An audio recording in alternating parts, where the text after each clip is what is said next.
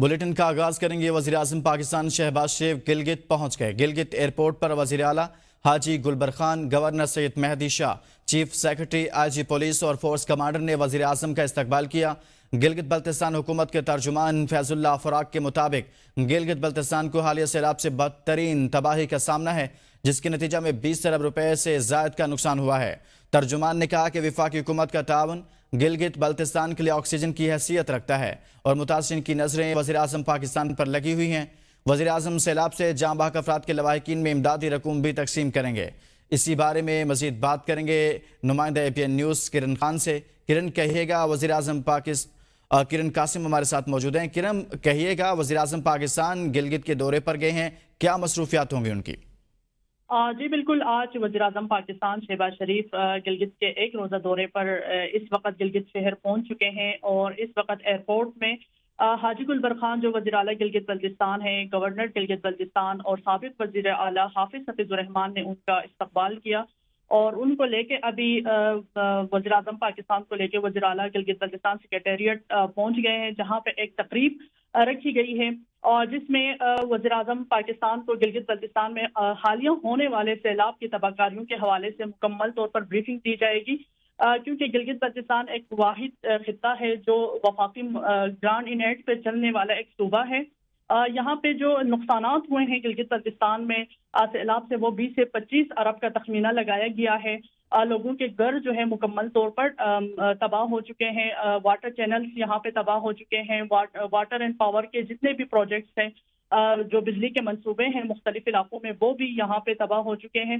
جب تک وفاقی حکومت گلگت بلتستان کے ساتھ مالی تعاون نہیں کرے گی تو یہاں کے جو سیلاب سے متاثرین ہیں ان کی بحالی کا کام مشکل ہوگا، اور آج وزیر اعظم بھی اسی سلسلے میں وزیر اعظم شہباز شریف گلگت بلتستان پہنچے ہیں۔ سیلاب متاثرین کی بحالی کے حوالے سے اہم فیصلے کیے جائیں گے۔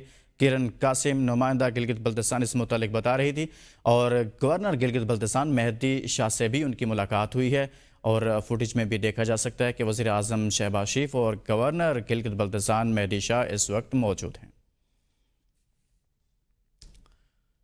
فیلڈ مارشل عاصم منیر کی قیادت میں پاکستان نئے دور میں داخل۔ 3 اگست کو برطانوی جریدے دی اکانومسٹ میں شائع ہونے والے مضمون میں فیلڈ مارشل سید عاصم منیر کو خراج تحسین۔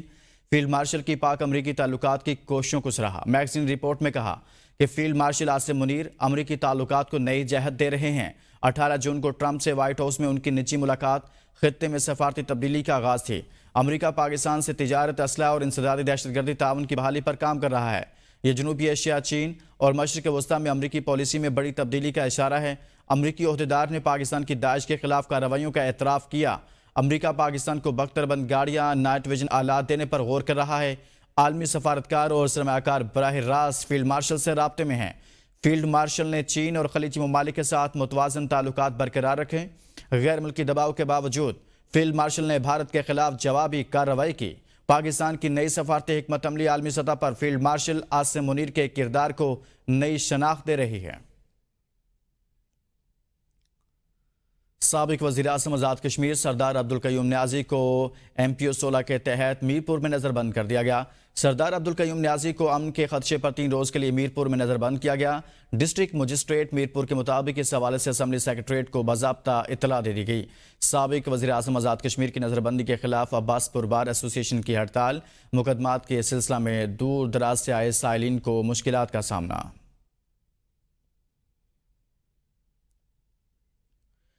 چینی کارٹل کیس کی سماعت ملنوں کی درخواست پر مؤخر کمپٹیشن کمیشن نے سماعت کی نئی تاریخ 22 تا 25 سپتمبر مقرر کر دی۔ 70 سے زائد شوگر ملوں نے سماعت مؤخر کرنے کی درخواست دی۔ التوا کی درخواستوں میں کہا گیا کہ سپریم کورٹ کی تعطیلات کے باعث دستیاب نہیں۔ 50 سے زائد ملوں نے ٹرائیبیونل کے فیصلے کے خلاف سپریم کورٹ میں بھی اپیل دائر کر دی ہے۔ اس متعلق آپ کو بتائیں کہ 7 سے زائد شوگر ملوں نے سماعت مؤخر کرنے کی درخواست دی۔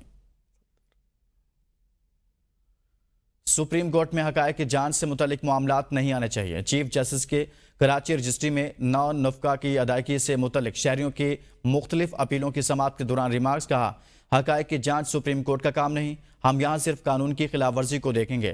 نان نفقہ سے متعلق حقائق کی جانچ فیملی کورٹس نے کرنی ہے۔ سپریم کورٹ حقائق کی جانچ سے متعلق مداخلت نہیں کرے گی۔ ہم سمجھتے ہیں ہائی کورٹ کو بھی حقائق کی جانچ میں نہیں جانا چاہیے۔ جسٹس شفیع صدیقی نے کہا حقائق کی جانچ کا فورم ماتحت عدالت ہے۔ نان نفقہ کی ادائیگی کے خلاف مختلف درخواستیں مسترد۔ لاہور ہائی کورٹ نے عارف والا کے شہری کی مبینہ جعلی پولیس مقابلے میں ہلاکت کے معاملے پر تحریری حکم جاری کرتے ہوئے درخواست کو ڈائریکٹر ایف آئی اے کو بھجوا دیا۔ تحریری حکم نامے کے مطابق درخواست گزار کے مطابق عارف والا پولیس نے اس کے 5 بیٹوں کو حراست میں لیا، جن میں سے 3 کو جوڈیشل ریمانڈ پر جیل بھیج دیا گیا، جبکہ 2 بیٹوں عمر دراز اور کامسن دلدار کو وہاڑی پولیس کے حوالے کیا گیا۔ درخواست میں کہا گیا کہ عدالت میں پولیس نے یقین دہانی کرائی تھی کہ کسی کو جعلی مقابلے میں نہیں مارا جائے گا، لیکن اس کے باوجود عمر دراز کو مبینہ جعلی پولیس مقابلے میں قتل کر دیا گیا۔ درخواست گزار نے عدالت سے استدعا کی تھی کہ ذمہ دار اہلکاروں کے خلاف torture and custodial death act 2022 کے تحت مقدمہ درج کیا جائے گا۔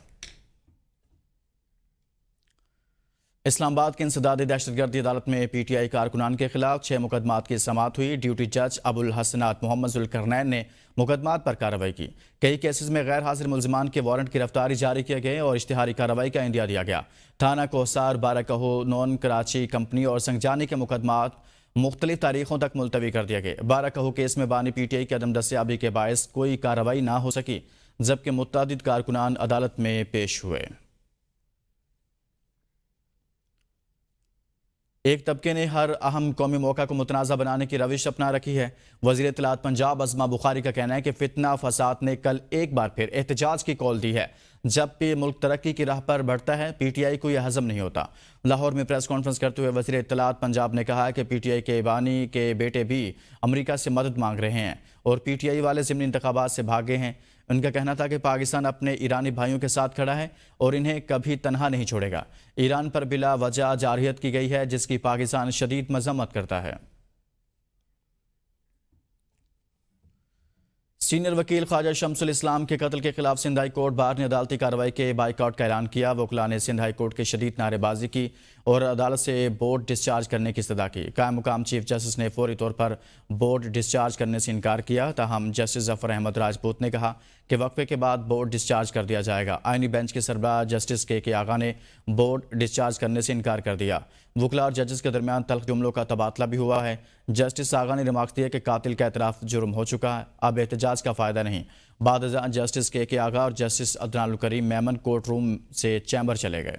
راول ڈیم اسلام آباد میں پانی کی سطح بلند ہونے پر سپل ویز ایک بار پھر کھول دیے گئے۔ ڈیم میں پانی کی سطح 1750 میٹر سے زیادہ ہونے پر سپل ویز کھولے گئے۔ سپل ویز کھولنے سے پہلے سائرن بجا کر اطراف کی آبادی کو الرٹ کیا گیا۔ ملک میں RLNG کا بحران بڑھ گیا۔ حکومت کا قطر سے گیس سپلائی پر مذاکرات کا فیصلہ۔ اگست کے آخر تک وزیر پیٹرولیم علی پرویز ملک کی سربراہی میں اعلیٰ سطحی وفد قطر کا دورہ کرے گا۔ ذرائع کے مطابق مذاکرات میں قطر سے مستقبل کی گیس سپلائی پر بات چیت ہوگی۔ مارچ 2026 تک 2 LNG ٹرم معاہدوں کے تحت پرائس اوپننگ کلاز کے نفاذ پر بات ہوگی۔ LNG کارگوز کا بین الاقوامی منڈیوں کی طرف موڑنا بھی بات چیت کا حصہ ہے۔ ملک میں RLNG کی موجودہ بہتات کا بحران کئی گنا بڑھ گیا۔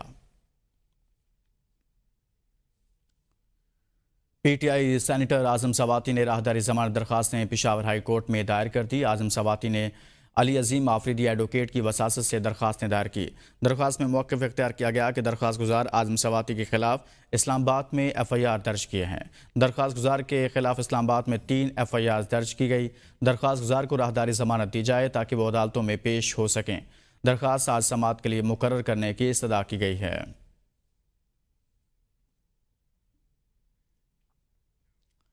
وفاقی نظامت تعلیمات کے ملازمین کی نان ٹیچرز ایسوسی ایشن کا انتظامی و مالی اختیارات کی محدودیت، غیر معیاری کارکردگی اور R&D ونگ کے فوری قیام کی اپیل۔ ہیڈز کی جانب سے غیر تدریسی عملے کے ساتھ امتیازی سلوک اور اعزازی معاوضوں کے غلط استعمال پر وزارت تعلیم سے تحقیقات اور انصاف کا مطالبہ۔